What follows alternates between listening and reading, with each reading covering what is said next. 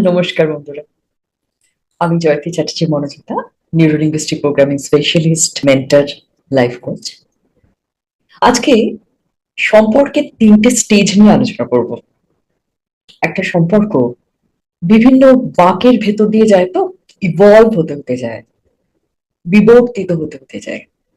সেই স্টেজগুলি আলোচনা করব। সম্পর্কের ক্ষেত্রে একটা স্টেজ থাকে, সেটা হচ্ছে ট্র্যাজিক।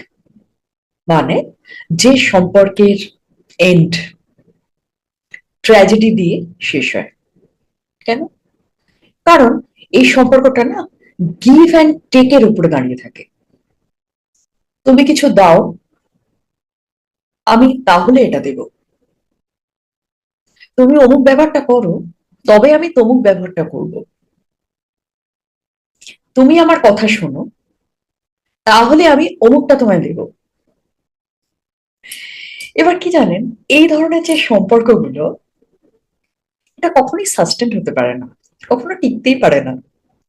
যেখানে সম্পর্কটা শুধুমাত্র দেওয়া নেওয়ার ভিত্তিতেই দাঁড়িয়ে রয়েছে।